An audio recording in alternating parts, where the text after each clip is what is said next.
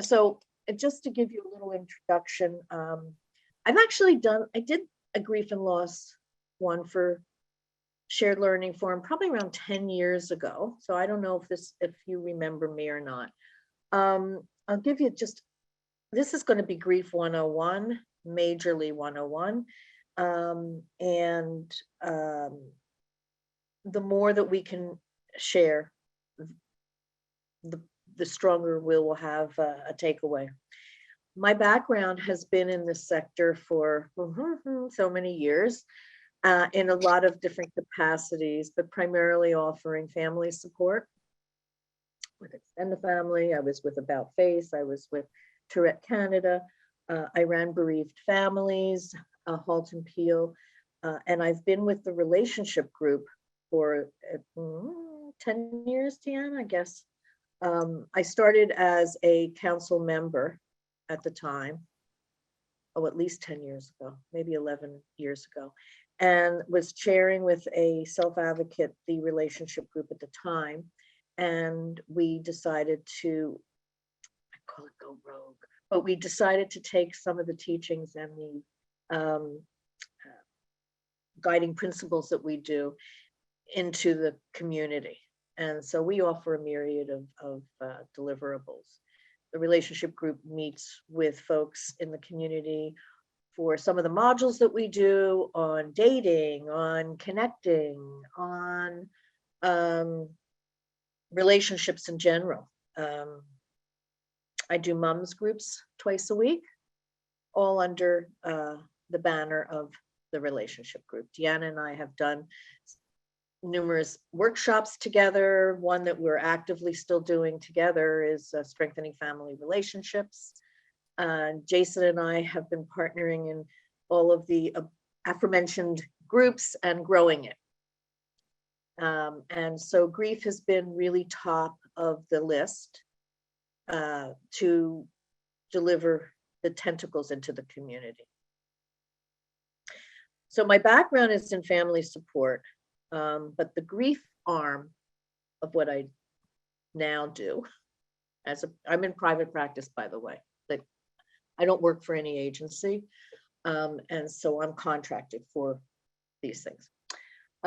Is 22 years ago, my daughter, Melissa, passed away, and she had multiple challenges. She had a developmental challenge, she had medical issues, and she was dual diagnosed. And I was invited by bereaved. I did my group in bereaved families with my husband, and they had asked me to consider being the executive director. I said, I don't think so. I'm not there yet. And so what really came to me really blatantly at the time of my deep, deep, deep grief was how much grief I had already experienced in my life from the day she was born. And we don't call it grief because we think grief is this a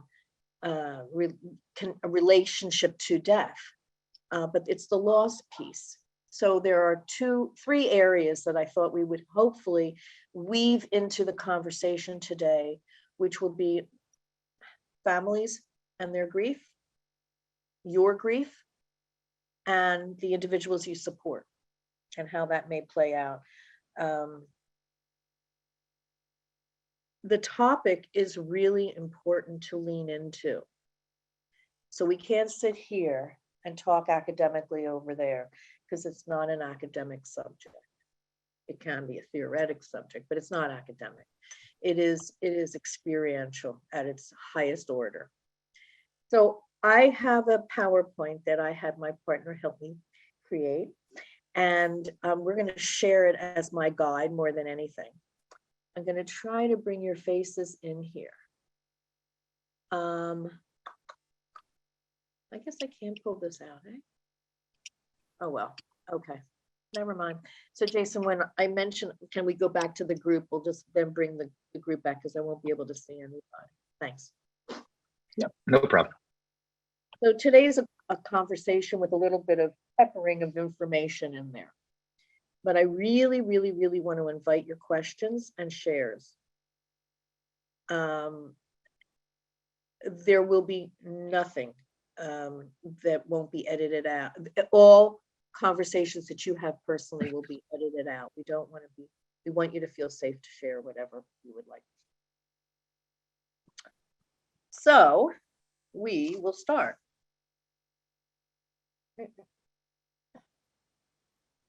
Okay, next slide, please. Grief is what we may feel after a major loss. This could be experienced when someone is dying, someone has died, a pet, a relationship has ended, an important life goal and expectation has not been reached, not being able to do things you used to do. Essentially, it is the loss of the hope, dream, and expectation. Grief is normal and natural. And it is probably the most neglected and misunderstood experience by both the griever and those around them. There are also no absolutes in grief. There's no reaction that's so universal that all or even most people will experience them. There's only one unalterable truth. All relationships are unique. So when I was running bereaved families, I had the privilege, and I mean really the privilege, of hearing different expressions of grief. I had staff running, not staff, I actually was a mutual support model, parent groups, partner groups, sibling loss, and child loss. And I was amazed every single time the depth of the stories that people were willing to unravel, and the pain. And people would ask me, how do you sit in all this pain? Like, how do you drown? Aren't you drowning in it? And I somehow was able to first work through, I couldn't go there until I was truly in touch with my own grief. Now, I had lots of grief. My mother died when I was 29. My father died a year before my daughter died, which was followed by my dog's death.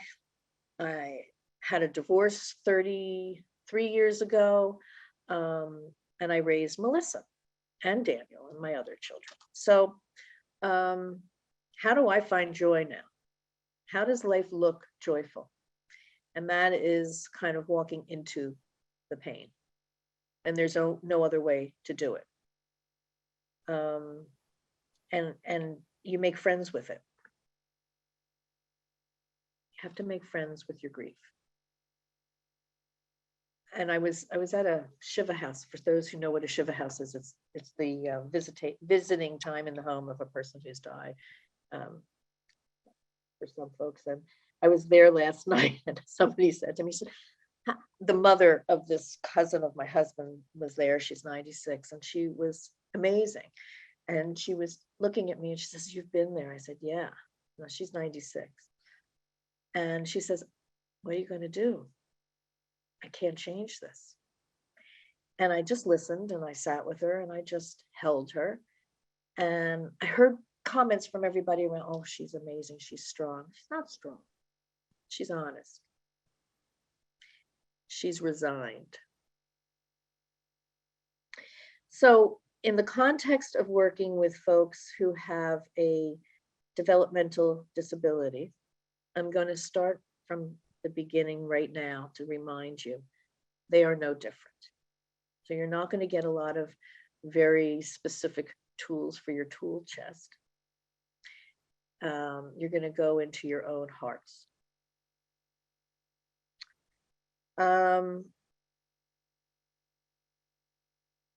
Let's go to the next one. A complicated mixture of feelings, emotions, behaviors, and physical reaction that a person may have connected with the experience of loss. Grief is expressed in a myriad of ways, often with peaks and valleys. And there is no right or wrong way to express these emotions.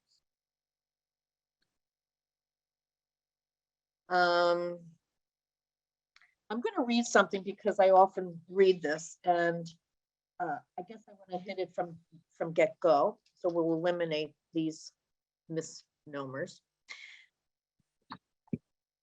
What's not helpful is to say don't cry. That's code for don't feel bad. On Saturday, we'll do, it's meaning we'll replace the loss. Just give it time, meaning grieve alone and it will go away. Now be strong, meaning don't be weak. He's in a better place, meaning this is really my issue, but I won't admit it. She, he, had a good life, meaning let's justify the loss. Or, quote, just keep busy, meaning let's not feel the pain and it'll go away, which is absolutely a myth. I wrote a book and it's called Unshackling Grief. It's not published, so don't even look for it because I didn't get there. But I use it in all of the work that I do. And here is from the book. So grief is an emotional response. It is not intellectual. It is important to sit with the griever at your heart level. And there is no script. It simply is. The heart is not weak. It is the source of our strength and contains generations of our intelligence. Compassion and forgiveness are healing friends. A broken heart can shift to an open heart. Where there is love, there is no separation. Where there is pain, there is hope. Where there is hope, there is possibility. When we surrender to the possibility, we can find peace.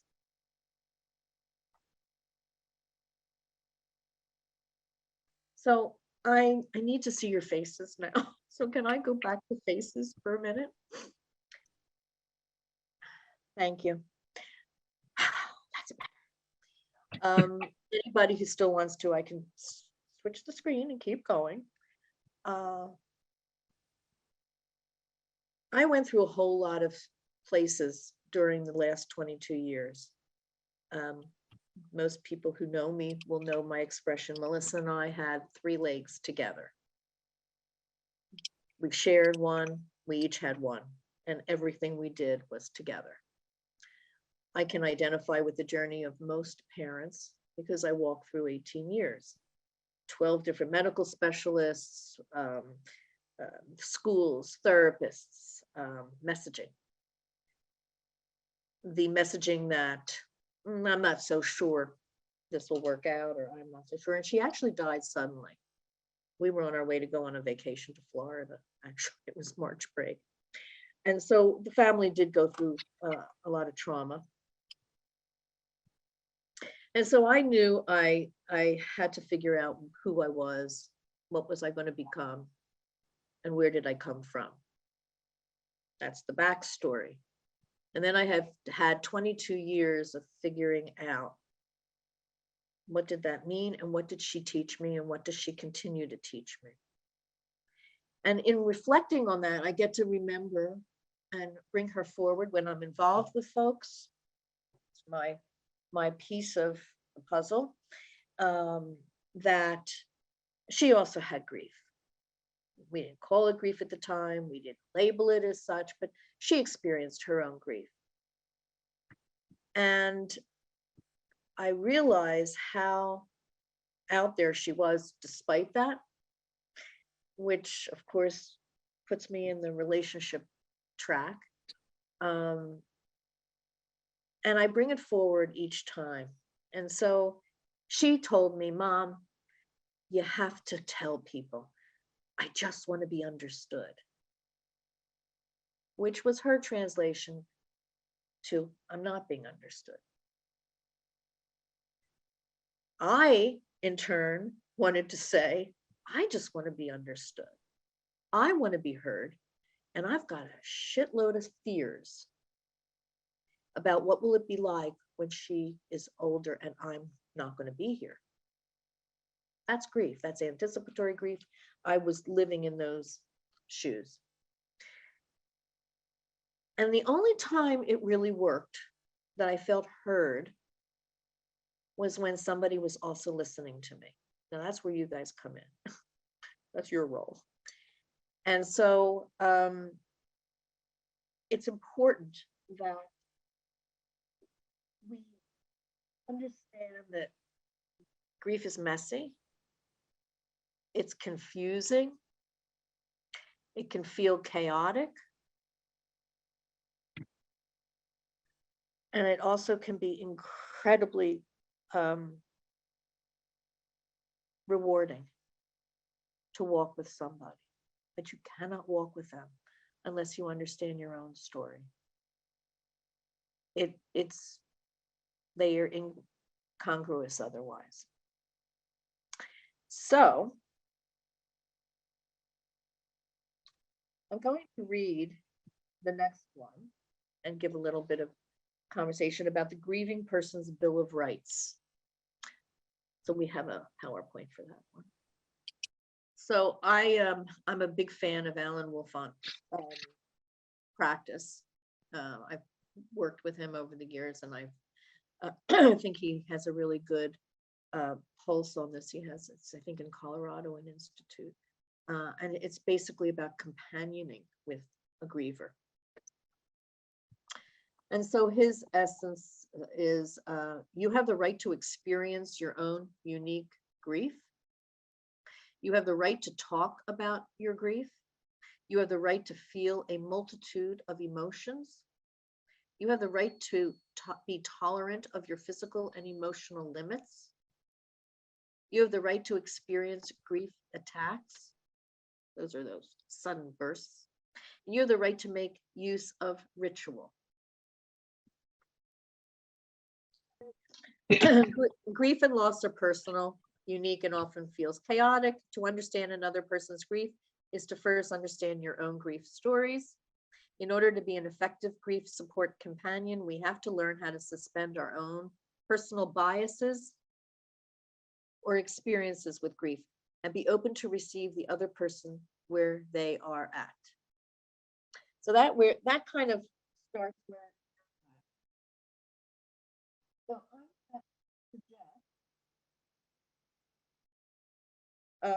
the next slide is just really brief. It just says, trying to forget doesn't work. In fact, it's pretty much the same as remembering.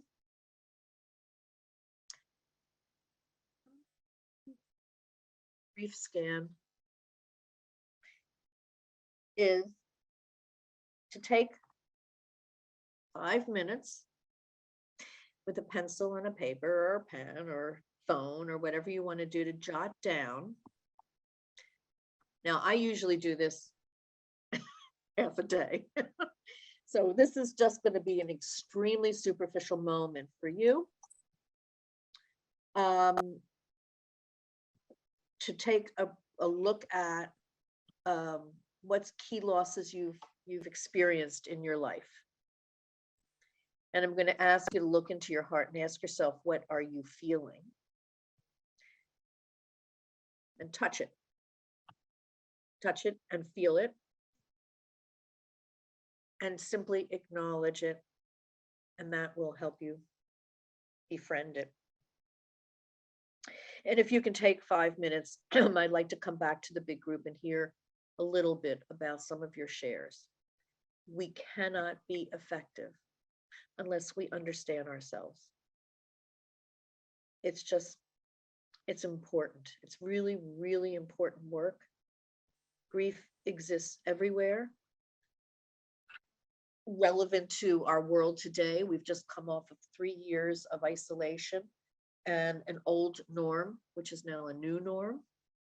And we don't know even what that means. I sat in a group on Wednesday where folks were saying, oh, I'm finally going out with my worker after 3 years. I mean, I can't even imagine losing that kind of control. the context to that is so enormous that I don't think we have recognized the mental health, the everyday challenges that people have had. We've had, they've had, their families have had. And so this topic has so many legs to it. We're not going to be able to cover it all, but let's just at first, just simply touch what does grief feel like for you? So I'm going to time it so I don't.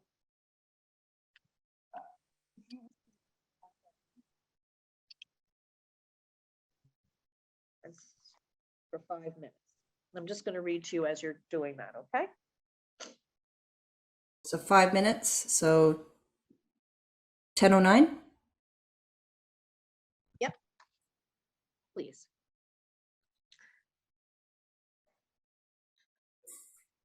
So you're doing a grief, I'm just reading, just keep writing. This is called a grief scan. You can do it as a continuum, you can mark it, you can build on it. Just mark down one of those moments. This could include a death loss of someone, a life transition that has jolted you and put you in a place of confusion and despair. Perhaps it's a loss of a pet, job, home, or homeland. Perhaps it was a loss of health or stability, something you thought was going to play out a certain way, but it did not. Perhaps a global pandemic and many unknowns and new experiences. Take stock.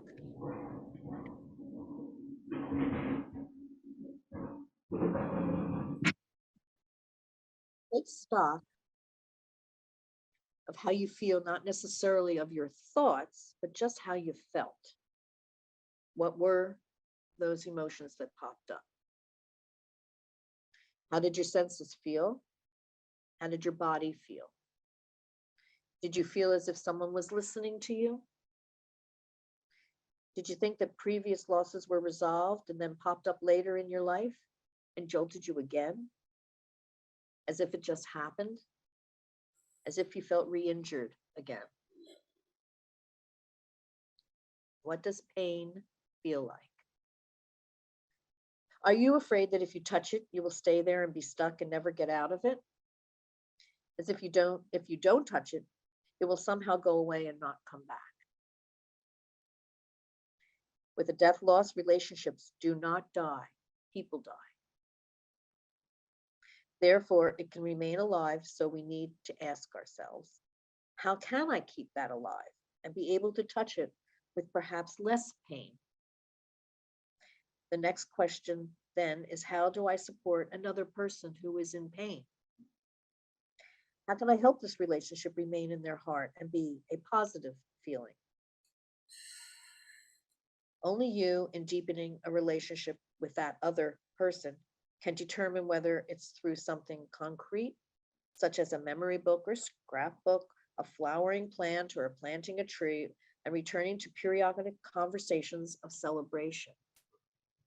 For someone who perseverates and keeps repeating their expression of grief, you need to ask yourself and them, maybe we can redirect it in a way that is helpful and productive without shutting it down. The most important thing is to acknowledge, listen, and be present in that moment without discarding the person's feelings. And I'm going to add to it, since you're writing your own grief scan, without ignoring your own feelings and life experiences. Offering empathic compassion along with kindness and touch, you have offered the gift of companioning. This can only be done if you have touched your own pain and recognize what we all universally need, which is to be heard, acknowledged, and loved.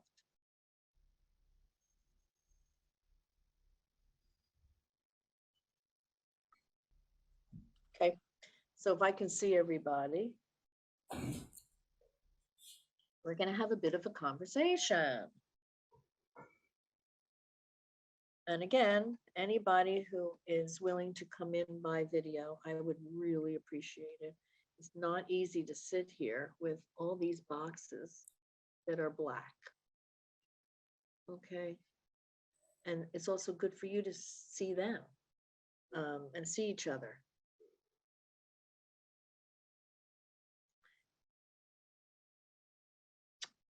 So who is going to want to come into my space here, my little room, my living room, and share what's come up for you?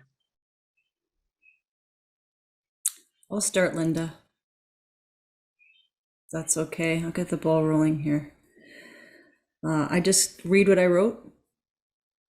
Okay. Your call.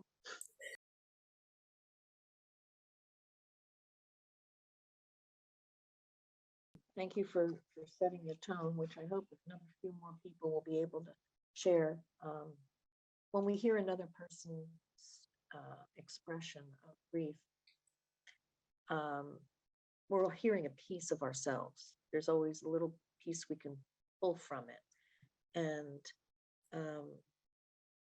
it's more than courage. It's kind of, we owe it to each other, and it opens us so that we can then be open to the next person. And it's not to be afraid of. It's to make friends with it. It's a natural experience in life. Everybody experiences grief and loss. And yes, thank you for saying that. And the vulnerability that goes with it is incredibly important. And the people that you support need that more than anything, to be heard and listened to and understood and not judged, not told it's okay. Because for them, it's not okay. We hear, and Jason, you can pop in here for sure. We hear when we do our chat groups, we just have opportunities once a month for folks to come for 2 hours, and Jason and I and Allie are kind of wallflowers, but we listen to grief popping up all the time. My mother died 10 years ago. My brother died. My best friend, my roommate, the staff, whoever. And it's kind of like, they're the ones that I'm so honored to be around, that they're so honest and forthcoming, and I don't want to squash it. I want them to be able to be honored and addressed. Like Deanna had a chance for a moment to be honored. And so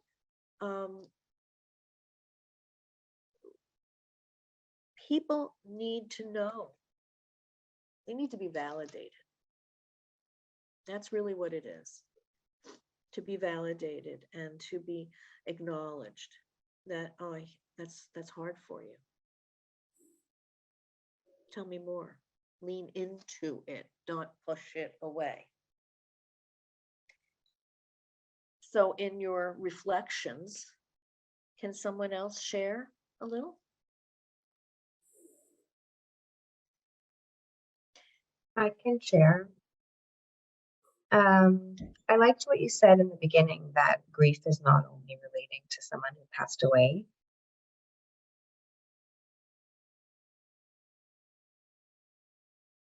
Thank you. And there's a few points I'd love to speak to, so thank you. So I'll work backwards and end with the folks you support. It is also true that the divorce rate is high, but it's also high for families who have children with special, challenges. It's because they're not in sync. There's often differing views, and Mama Bear is holding on to what she wants and sees for her child, and it's not often in partnership equally. So often when I do couples work with grief, loss, let's just use a death loss, often with a child, most of the work I do is with acknowledging that they are seeing the experience differently, but their pain is not different. Their hearts are still breaking. And so it's really important, no matter what we do, again, when we companion somebody, is that we are acknowledging how they are responding, not how I want them to, not how the each, because it's a very foggy experience, grief. So, it's just saying you're doing it differently. It doesn't mean one's right and wrong. It simply means that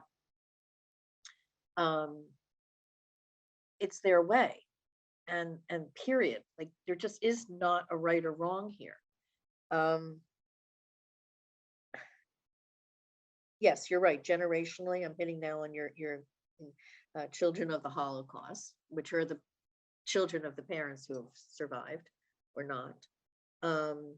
There's a whole lot of stuff that goes unspoken. That's a characteristic of the experiences, that we don't talk about it. I remember sitting with my in-laws who were survivors, and I'm sitting with their 3 children, one of whom is my husband at the time, and something came up around it, and I started asking them, because I'm second generation. My parents grew up in the States, they were born there, so I didn't experience this. My grandparents came over at the turn, during the pogrom, so that wasn't my reference. And so I started asking them questions. What was it like when you were in the interim camps after the war? They start talking. They're talking and talking, and they're giggling and they're laughing, and the kids, the 3 kids, right, are sitting there stunned, because they had never heard these stories. They were grown-ups, they had their own children now, they had never heard the stories, and I naively, and I mean naively, just jumped in my normal fashion and said, "Oh, tell me about it." Share with me. And I was like in awe that they were laughing around this horrific previous, years of life in those days. And so I thought, wow, what an eye opener, how resilient they really were, how much I thought that they would live a life of suffrage, when in fact they weren't also given a chance to actually talk about it. I mean, just talk about it. And I could see everybody recoiling at the end of the evening. It's like, uh-oh, the cat's out. Like, the information's out now. Like, it's gone. It's into the universe out there of my experience. I shouldn't really be laughing over some of these experiences that were so human and normal. It was horrific, of course. That's not where I'm going here. But my takeaway was resilience. Like, how do you continue, maybe many cases, with a second family, because you lost your whole first family, inconceivable realities for people. And so my takeaway often is simply sitting in the moment with incredible heartfelt love, because there's not much more we can do but to offer love. You have one more. You have someone here waiting for a question or comment. And is that Chris? Yes, you got it. Okay. Awesome. So one Thank you. last thing, Alana, can you say really briefly before Chris goes on, how will you transfer this information that you reflected on with the folks that you support? Do you have a sense? I think I try to expand my awareness of what is considered grief for them or for any of us. And it's something that they that I wouldn't think is grief. If they do, then they do. So I try to kind of approach that way. And then, I'll ask you this later, but also vice versa. If it's something that I think they should be grieving and they're kind of not, then what do I do with that? Do I impose my definition of grief, or do I just let it go and let them do their thing? Okay. So we can talk you about that separately. Park that on the side for 1 second, and then I want to hear more shares. Listen, guys, we only have an hour and a half. Trust me, we're not going to get through anything, except I'd rather have the conversation, frankly. So, Chris, please. Thank you. So this is sort of my experience with grief and loss.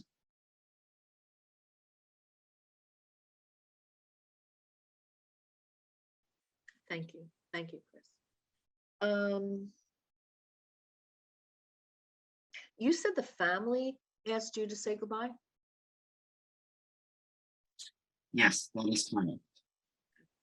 I'm just going to bring something up, and I don't know if it's applicable to anybody here that is pertaining to death loss. And I didn't want to only focus on death loss because I think that are so many layers of loss to consider. But I've worked with a lot of agencies over the years when someone has died, and so I've worked with the staff, and I've also worked with families. When I was with bereaved families, I would have my intake folks meet everybody. But if somebody had special needs and died, I would like to meet the family myself. And so I would have a chance to have my lengthy conversations with those parents because I recognize that might have had a bit of a unique experience for them. And so often I would say things that would really bring out in them stuff they had really not considered, which was the grief that they had experienced during their child's life. And now they were experiencing grief at their death. And very few people acknowledged it, that there might have been grief for years and years. And I was able to talk because I was a griever. And so they could identify with what I was saying.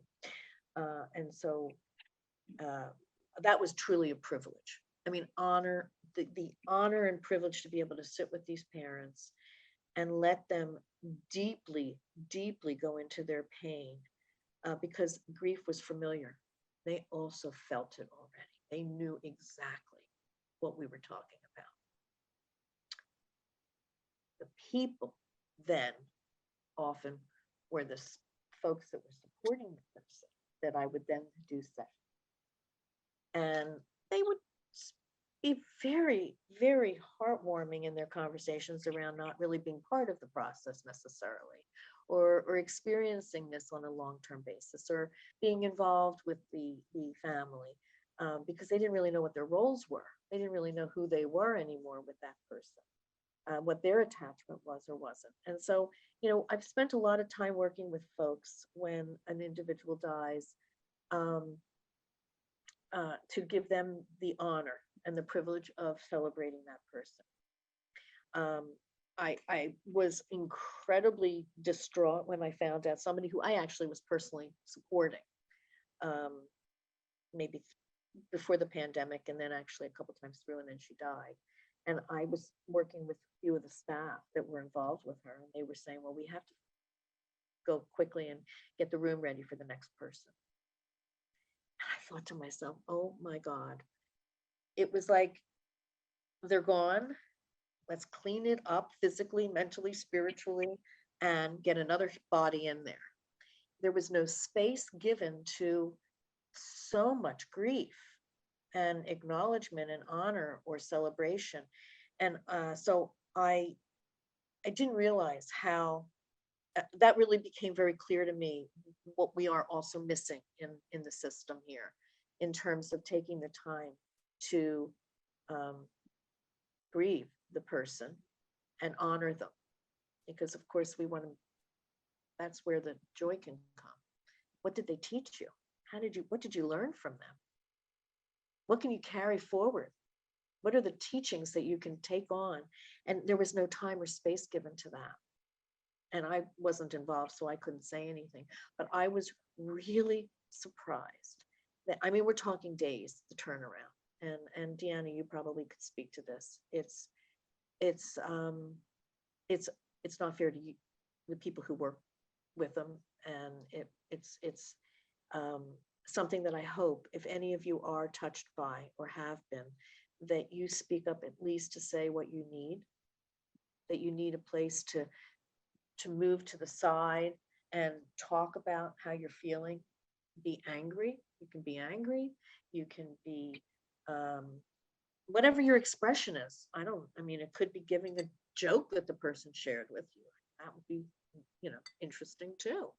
Whatever it is, just to have the forum, the space to be able to do this, as long as you need to do it. But that was a real, it jolted my body when I heard, oh, well, I don't really have a lot of time because I got to get ready to get the room ready for another person. I said, are you going to paint the room, repaint it? Are you going to redecorate it? What are you going to physically do? And they didn't know. It was out of their control. It must be very jolting. I knew it was for them, the folks that I was talking to. So that's just one little piece to the developing puzzle that COVID also added a dimension to, although she didn't die from COVID. But Chris, thank you for sharing. I'm just looking at my notes here. You mentioned active listening. Yes. You mentioned one of your techniques is to touch base with nature.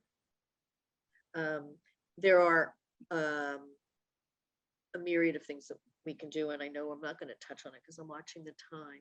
So I'd rather hear another share, and then maybe we'll just keep going with whatever. Is there somebody who would like to share some more? Because this is really important. You're doing this for each other. Christina?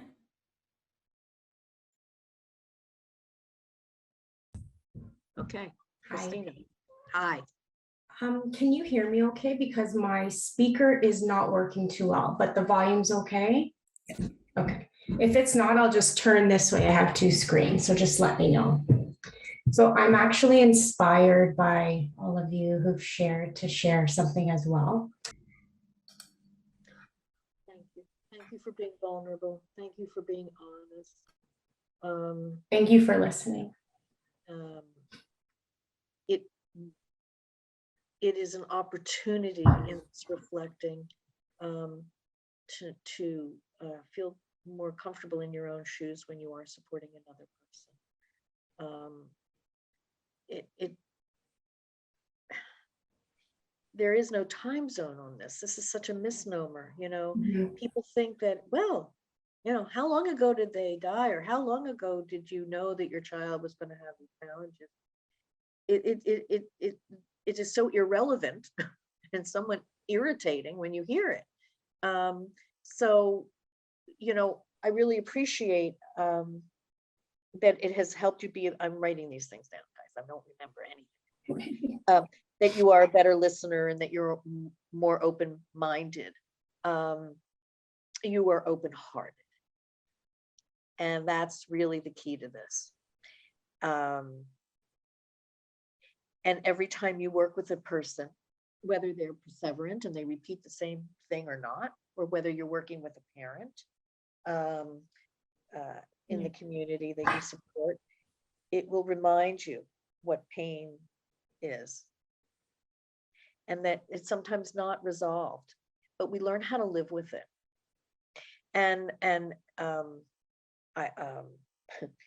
I often will say to people when I hold the space for them that they're not in yet, when I'm working with them, I'll say, my goal for you is to eventually find joy. And most grievers get really upset with me when I say that, because they are so not feeling joy. They're so feeling sad and disconnected that I said, that's okay. Now I'm a bit of a role model that they can hold in the front of them saying, well, how did you get there? And I, so I don't know how I got here. I just had to, because there's only two choices. There's this road or that road. And so we're going to hold the space to go to the road of healing, not forgetting. There is no way we're asking you to forget. It's about how to learn to live with it and have a quality of life and a joyful life. There's a big difference, but we're not ever to ask somebody to forget or forgive or whatever they need to unravel. Reconciling it and making some sense out of the unsensible might be helpful because it's often unsensible. It defies a lot of logic. Loss, especially not death loss. I don't think it's highly underrated. The life loss as well. And especially Christina, you know, at Bereaved Families, we had perinatal loss, and we had a lot of early losses for women, especially mostly women in the group. But we encouraged couples to come because the rest of the world was saying to them not what they were feeling. The rest of the world was saying, well, they, you know, they're not yet in this world. You know, there's no loss yet, and yet you're feeling an enormous amount of loss of the hope, dream, and expectation of your physical reality. I mean, there's so much there. Wolfelt actually says a funny sort of equation, and then I'm just going to have to skip into the rest. He says there are three types of people that come to you when you're grieving. So there's this group, the third group that says everything will be okay. And you kind of can put that to the side. Those might be people who care, but they're pretty well more robotically responding to the grief experience that you've had. Then there's the middle group, middle third. And that one those folks might say, I'm sorry for your loss. I'm sorry that you're feeling this way. And then try to replace it with something. Not always so helpful. Maybe in the moment it's helpful, but it's not always so helpful. And then there's the first third, which is the one I gravitated towards, which said, I don't know how to help you, but I'm going to be with you. I'm going to just stay there with you and be with you however and whatever you need. And I had an open door to say, I don't know what I need. I don't know how I want to be. I don't know I don't know. I feel like I'm floating. And they said, okay, float with me. You know, that's what we need to hear and give. That's what we need to offer. So we'll go back to the PowerPoint. And I really want to thank you for your thoughts. If not, here's just a quick one. We think that the point is to pass the test or overcome the problem, but the truth is that things don't really get solved. They come together and they come apart. Then they come together again and fall apart. The healing comes from letting there be room for all of this to happen. There's another one. Next one. The most important thing is to acknowledge, listen, and be present. We have that. In the dark time, the eye begins to see. The next one. Thank you. I think this is pretty important. This will apply to coworkers, people you support, family members. This person is to be heard, acknowledged, and loved. You are offering empathic compassion along with kindness of touch. Are you offering the gift of companioning? That is one of the core questions you can ask yourself. Am I companioning with them? Or am I dictating where they should go or what they should do? This can only be done if you have touched your own pain. So I suggest that you keep checking in with your story and recognize that what we all need is the same. And that is to be heard. I'm going to go to something, what happens when you let go, when your strength leaves you and you sink into darkness, when there's nothing that you can or anyone else can do, no matter how desperate you are, no matter how you try, perhaps it's then, when you have neither pride nor power, that you are saved, brought to an unimaginably great reward. Then I'm just going to go to the another person, Jason. Thank you. What time is it?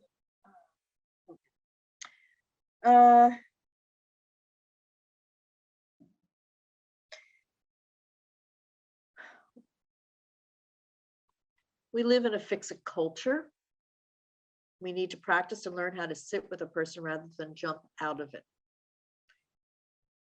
I know what those signs and signals look like. It's when somebody starts to interject a joke. Or when I know somebody's not feeling comfortable. They pop out rather than pop in. Helping someone discover the meaning to go into the next day. Death, grief, and loss are spiritual journeys of the heart and soul. The journey of the heart is when you companion someone or walk with them in their heart. Create a safe place to explore the wilderness of grief and explore their own new reality. Honor their story, and this requires neither judgment nor opinion.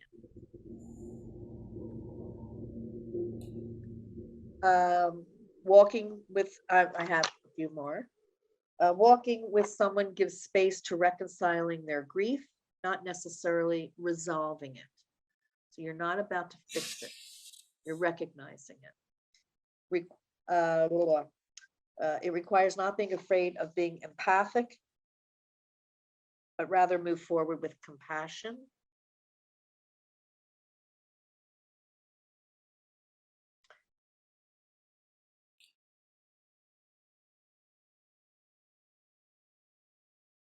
Okay. Being a heart with loving ears. And visit regularly your own grief. Observe the patterns, what worked, what didn't work. In deference to time, I'm going just to read, well, I'm going to say two things. When it comes to family support, I can go back to everybody now. And then just the last one, if you want to contact me, we'll put that up. When you're working with families, please listen to them. I do this every day of my life. I'm working with families. I do 2 groups a week, and it is consistent amongst all the parents. Moms, I do moms groups. There is some anger that people don't understand them, that don't recognize it, and they're all caught up in a system that doesn't feel very functional. So that doesn't help. I was with a mom yesterday whose child has put placed in a treatment for 6 months, and she's just struggling letting go, just struggling. Knowing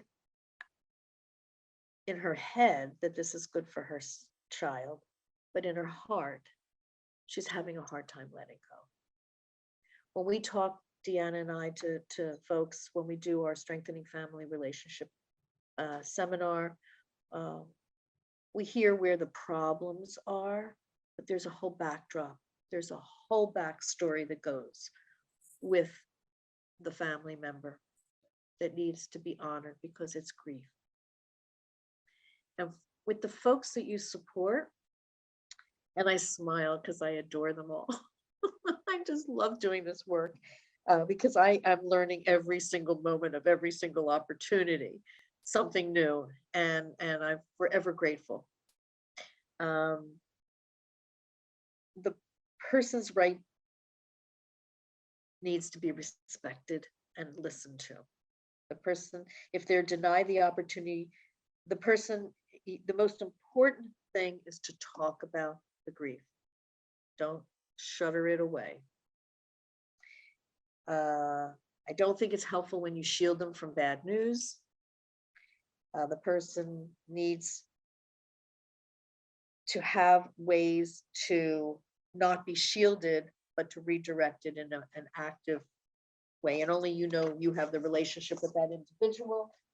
I'm just looking at some of the ideas. Basically, in my head now, it'll be things like there are active things that you can do. I have a whole program on this, so I can't even go into it now, but sometimes it's right, doing something tangible, telling stories, making pictures, going out for a walk and just talking. Tell me, sharing pictures of the person. It's the part that gets a little bit more challenging is to talk about the loss of their perception, who they are. A lot of folks that you work with are grieving, just not like being like their neighbor, being like their brother or sister, being like the other person. They're grieving a loss of kind of not knowing where they fit in this world. That is a conversation. That'll take time. And Jason is nodding his head because I think both of us recognize that a lot has to do with acknowledgement, acknowledging their feelings, and then asking questions. What would they like? How would you like it to look? How can we help you find that? How can you get from point A to point B? Let them know that you care, that you're going to try to make that happen. Because that's really the loss of something. I think that they are the silent grievers. They are not often thought about as grieving something.